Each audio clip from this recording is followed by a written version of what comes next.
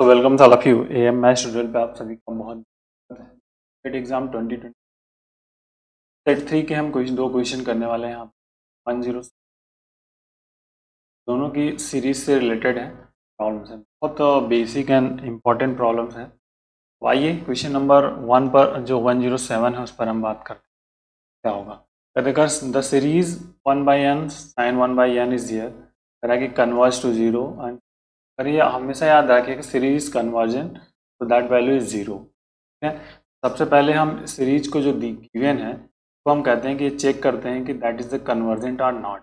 After then तो suppose this given is equal to 1/10 and sign. ठीक, तो अब इसको हमें डिफाइन करना है। साइन 1/n का एक्सपेंशन लिख दीजिए आप, 1/√n हो गया और साइन 1/n का एक्सपेंशन हो जाएगा 1/n माइनस 1/3 फैक्टोरियल 1/3 हो जाएगा plus 1/5 factorial 1/n race to 5 up to infinite. ठीक, 1/n कॉमन कर लीजिए तो यहाँ पे हो जाएगा 1/n race to 3/2 that is 1 minus 1/3 factorial 1n square plus 1/5 factorial 1/n 4 infinite. तो that value is a un। तो ये अब आपका क्या हो जाएगा, ये वाला जो पोर्शन है ये हो गया आपका vn, that is a vn and 2। ठीक है, तो समेशन ऑफ vn क्या हो जाएगा आपका, समेशन 1/n2 का कंपेरिजन कर देंगे आप किससे, तो p इज इक्वल टू 3/2। ठीक, ये कंडीशंस हो गई, ये आपकी कन्वर्जेंट वाली कंडीशंस होल्ड होती है। लेकिन उससे पहले हमें ये हमारे पास होना चाहिए limit n tending to infinite then upon vn equal to finite.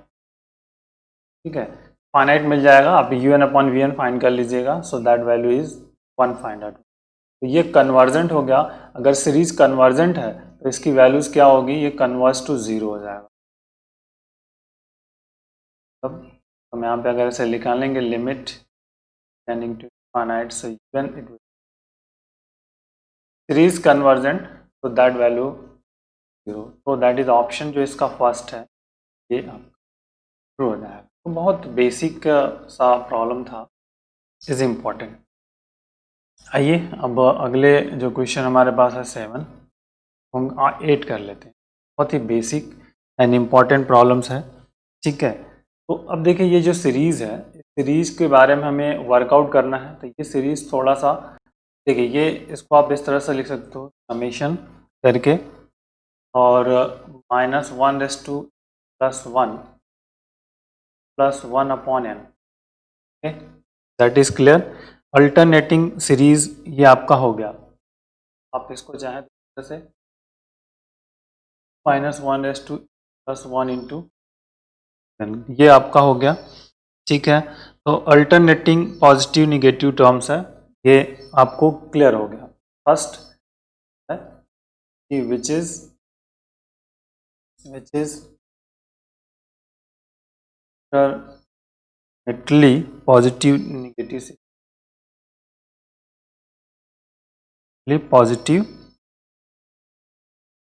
Positive. दूसरा जो आपका है un।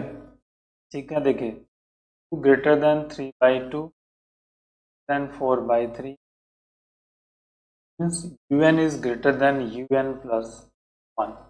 ठीक, सेकेंड कंडीशन भी आल्सो सेटिस्फाई हो गई लैबनीज टर्म। थर्ड जो हम करते हैं कि limit n tending to infinite un। तो अब देखिए limit n tending to infinite n+1/n, ठीक, is equal to limit n tending to infinite 1+n हो जाएगा। तो दैट इज सिंप्लीफाई कर लेंगे तो 1 आएगा, नॉट इक्वल टू 0। तो अब ये क्या हो गया कि मतलब नॉट इक्वल टू 0 है, जो थर्ड कंडीशन है लैबनीज टेस्ट इज नॉट सेटिस्फाइड है। तब जो third of Leibniz test, Leibniz test, ठीक है, is not satisfied.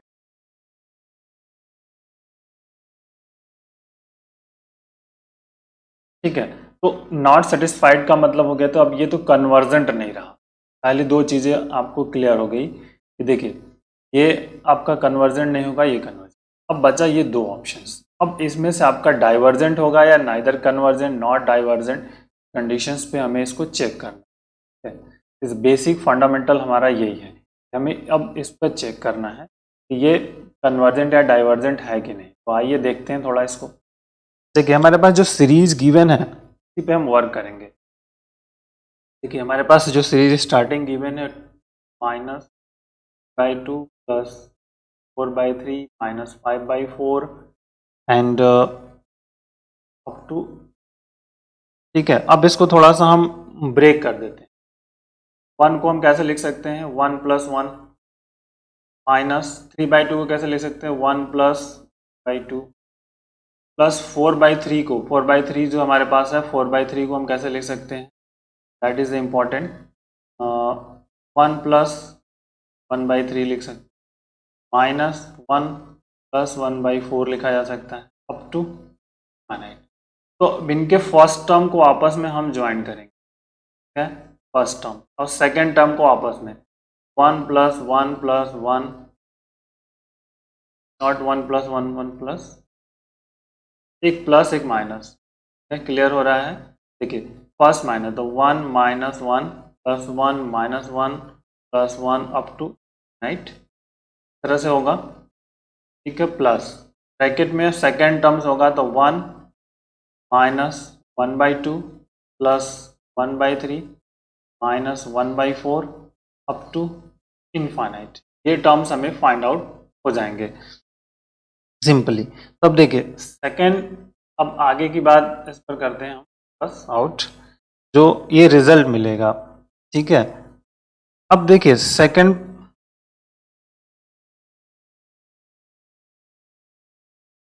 पर ये सेकेंड जो ब्रैकेट है, फर्स्ट वाले को ऐसे रख देंगे, 1 - 1 + 1 फाइनाइट, बट ये सेकेंड वाला क्या है, ये है आपका log 2, that value is the log 2 है, ये log 2 का एक्सपेंशन है। इसको अगर आप हम फाइंड करेंगे log 1 + 1 का एक्सपेंशन, तो हमें ये फाइंड आउट, ठीक है। अब यहाँ पर बहुत इंपॉर्टेंट है the second pair of bracket, ये जो सेकेंड वाला ब्रैकेट है of is convergent,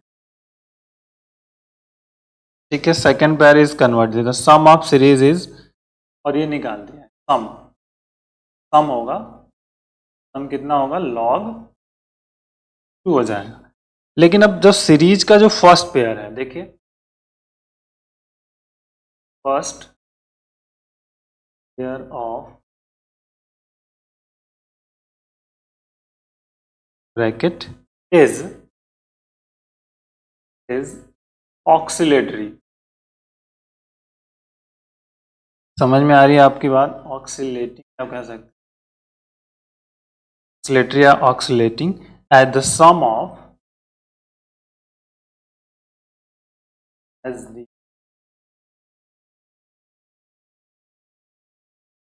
sum of the n terms of the series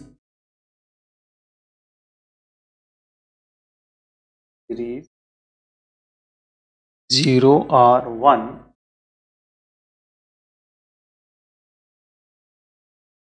according as an even or odd।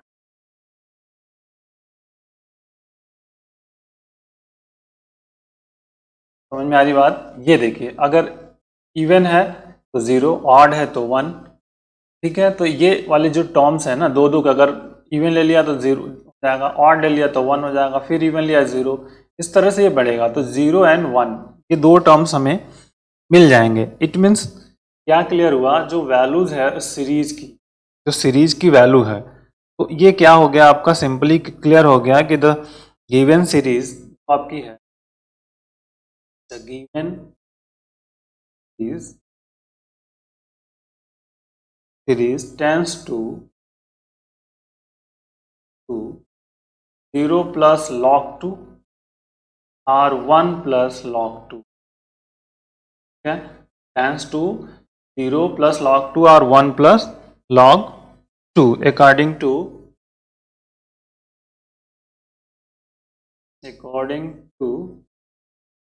n or odd. ठीक, even or odd. So the given series is oscillatory series.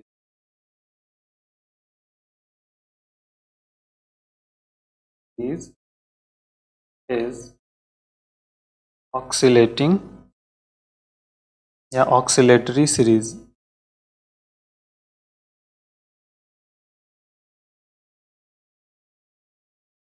तो oscillatory series हो गया, मतलब ये divergent भी नहीं। तो अब जो बचा ऑप्शंस उसमें देख लेते हैं हम, हमारे पास कौन सा ऑप्शन बचा, ये भी कैंसिल हो गया आपका। तो जो आपके पास रिमेनिंग ऑप्शन बचेगा ये देख लेना है, वेरी वेरी इंपॉर्टेंट।